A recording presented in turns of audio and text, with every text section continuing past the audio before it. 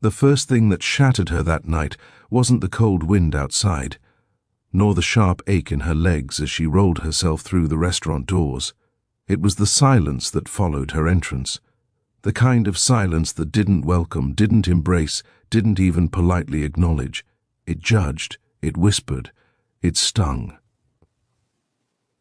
And for Mara Thompson, a wheelchair-bound single mom just trying to give her little boy a normal Christmas memory, it was the final blow in a year already heavy with heartbreak.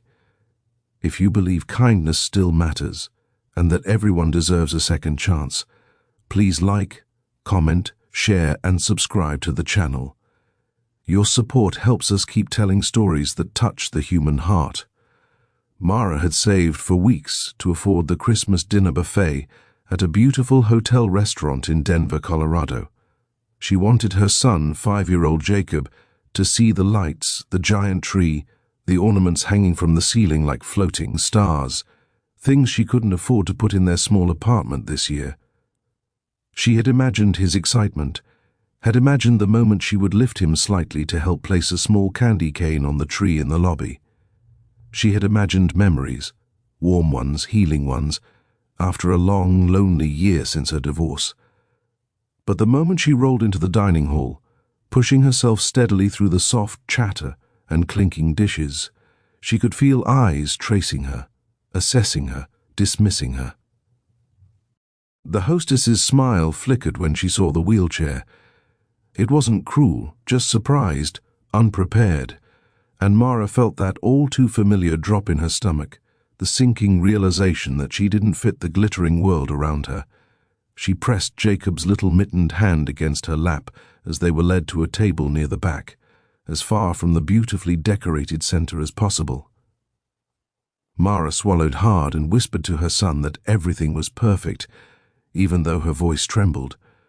She tried to settle into the moment, tried to breathe in the cinnamon and pine, tried to forget that at the table beside them, a well-dressed couple had paused mid-conversation to stare at her before exchanging a look that made her skin burn. She focused on Jacob's bright eyes instead. He was pointing at the gingerbread house display, at the twinkling lights, at the musicians softly playing Christmas melodies. For a second, everything felt almost normal, but normal shattered again when she wheeled herself toward the buffet. The tables were high, too high. The trays placed too far back. She couldn't reach the serving spoons without leaning dangerously to the side of her chair. She tried once, then again, her arm trembling, her body straining, her dignity thinning. Around her, people stepped aside, not to help, but to avoid being in the way. And then a woman in a red velvet dress muttered loudly, "This is why they should provide special arrangements. It's slowing everyone down." The words hit Mara with a force she hadn't expected. She froze, her hand hovering in the air, her breath caught between her ribs. She felt the sting behind her eyes, not because of the cruel remark, but because Jacob had heard it. His small hand tightened around the armrest of her chair. He didn't say anything, but she could feel the question in him, the question no child should ever have to ask, "Why is my mom being treated like this?" Mara tried to steady herself. She forced a smile, tried to move on, tried to pretend it didn't hurt. But then the serving spoon slipped from her shaky fingers, clattering loudly onto the table and bouncing to the floor. The sound cut through the room, and several faces turned. Someone sighed impatiently. Someone else murmured, "Oh, come on." Her cheeks burned, her throat closed.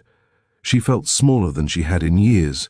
She was about to retreat to her table, deciding that maybe she and Jacob should just skip dinner, maybe grab takeout and go home where the world couldn't hurt them, when everything changed. A hand gently touched her shoulder. She turned, startled, and saw a man kneeling beside her. He had kind eyes, warm brown ones that didn't pity, didn't judge, just saw her. A man dressed sharply in winter layers, a coat still dusted with melting snowflakes, and a soft grey scarf around his neck. He looked like someone who belonged in this elegant place. Someone people didn't whisper about, but in that moment He wasn't looking at the restaurant around them. He was looking only at her. His name, she would later learn, was Lucas Grant. He didn't take the serving spoon from her like she was helpless. He didn't rush to fix anything. He just knelt there, at her eye level, making the world slow down. And then, when she least expected it, he quietly began helping her reach the dishes she couldn't reach, while keeping one hand steady on the table for balance, as if making sure she knew he wasn't hovering, just supporting. Mara felt her breath return, felt her heart steady, felt a warmth run through her that had nothing to do with the holiday lights. Lucas didn't say anything dramatic. He didn't make a scene. He simply helped her gather food for both herself and Jacob, moving beside her as though they had done this 100 times before. And slowly, other people stepped back, not in avoidance this time, but in awareness. Some bowed their heads slightly, embarrassed by their earlier silence. A few even offered small smiles. When Mara returned to her table, Lucas followed, placing the plates gently and nodding to Jacob, who stared up at him with wide eyes full of gratitude. And then, without asking for permission, but with the gentleness of someone who respected boundaries, Lucas pulled up a chair beside them. For the first time that night, Mara didn't feel alone. He kept the conversation light, talking about the Christmas decorations, asking Jacob about his favorite holiday movies, laughing softly at the boy's answers. But every few minutes, Mara caught him glancing at her, not in the way others had looked at her tonight, but in a way that made her feel seen as a woman, as a mother, as someone worth being here, someone deserving. As the dinner went on, the atmosphere around them softened. The couple who had stared earlier now avoided eye contact, clearly ashamed. The woman in the red velvet dress walked past once, her expression tight, but she didn't say anything. People sensed the shift, the dignity that had been restored when Lucas knelt beside Mara. By dessert, Mara found herself smiling genuinely, something she hadn't expected to do tonight. She laughed at one of Lucas's stories about accidentally burning an entire batch of Christmas cookies during a volunteer drive at his church. She watched Jacob giggle through mouthfuls of ice cream. She felt light, safe, and unexpectedly hopeful. She wasn't used to kindness, not from strangers, not in public places where she constantly braced herself for judgment. But Lucas treated her as though the wheelchair wasn't a barrier, as though she wasn't an inconvenience, as though she belonged in every room she entered.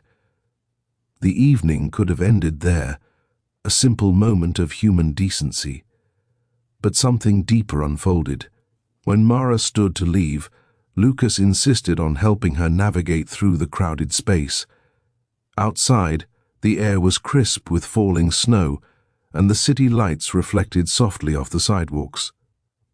Jacob tugged at Mara's coat and asked if they could take a picture by the giant Christmas tree. She hesitated, feeling self-conscious, but Lucas gently encouraged her, offering to take the photo. As he stepped back with her phone, Mara positioned Jacob on her lap, holding him close. The tree glowed behind them, golden and soft. Lucas took several photos, then paused. Mara noticed the way he looked at them, a look filled with something she couldn't quite name. "You two look perfect," he finally said, handing her the phone. Something inside her cracked open, not painfully but tenderly. She had spent so long believing her life was small, burdensome, fractured. But tonight, someone had seen beauty in exactly what it was.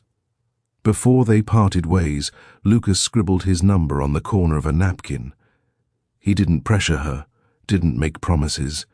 He simply said he'd like to stay in touch if she ever felt comfortable reaching out. And then he walked away into the softly falling snow, leaving Mara holding a napkin that felt like a doorway to something new. For days after, she thought about him, thought about his eyes, the warmth in his voice, the way Jacob had instantly felt safe around him, thought about the moment he knelt beside her, not out of pity, but out of respect. She wasn't used to men who understood the difference, And on Christmas morning, as Jacob tore open his small pile of presents, Mara looked at the napkin again. Her heart beat faster. Hope flickered. She sent Lucas a simple message, a picture of Jacob smiling with his candy cane and a thank you. Lucas replied within seconds. And with that, a new chapter quietly began. If this story touched your heart, please don't forget to like, comment, share, and subscribe. Your support keeps these meaningful stories alive. Before you go, tell us in the comments, what act of kindness has stayed with you in your life?